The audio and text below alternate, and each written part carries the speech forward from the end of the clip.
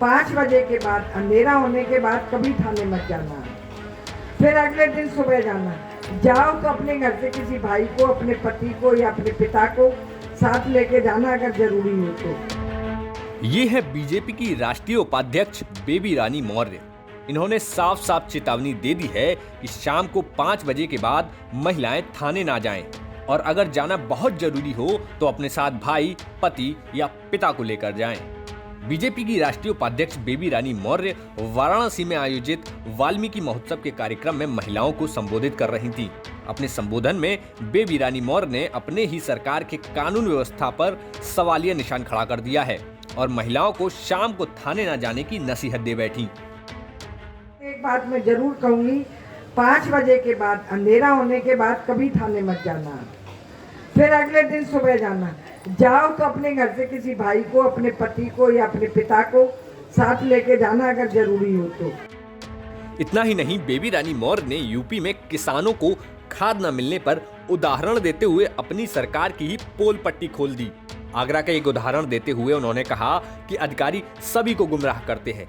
मुझे परसों आगरा के एक किसान भाई का फोन आया था, उसे खाद नहीं मिल रही थी।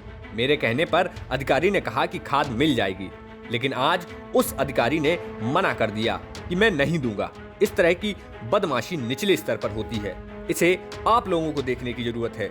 अगर कोई भी अधिकारी बदमाशी कर रहा है तो उसकी शिकायत डीएम से करो, प्रधानमंत्री और मुख्यमंत्री को पत्र लिख कर दो।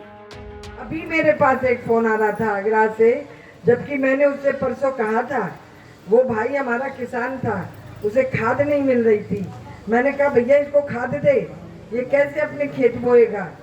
तो उसने परसों तो मेरे से कहने से कह दिया और आज उसने मना कर दी कि मैं नहीं दूंगा।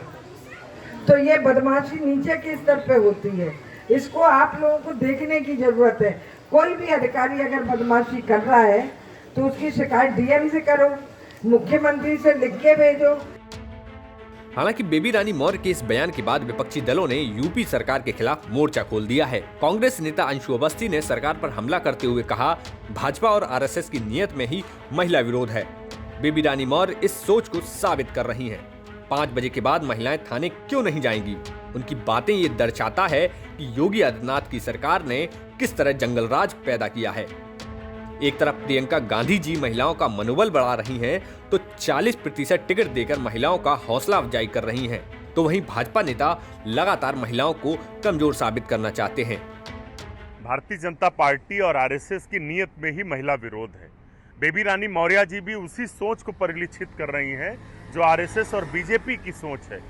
5 बजे के बाद महिलाएं थाने क्यों नहीं जाएंगी, ये दर्शाता है कि उत्तर प्रदेश की भाजपा की आदित्यनाथ सरकार में किस तरीके से जंगल राज फैला गया है कि महिलाएं थाने तक 5 बजे के बाद नहीं जा सकती।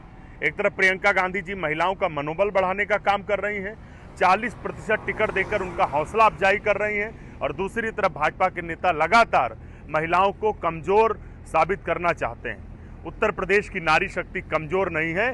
बेबी रानी मौर्य जी, आप भले ही भारतीय जनता पार्टी की सोच में घुल गई हों, लेकिन उत्तर प्रदेश की नारी आज भी रानी लक्ष्मीबाई की ताकत रखती है, कल्पना चावला की ताकत रखती है, इंदिरा गांधी की ताकत रखती है, और उन सब की आवाज श्रीमती प्रियंका गांधी जी बनकर आपके सामने खड़ी है।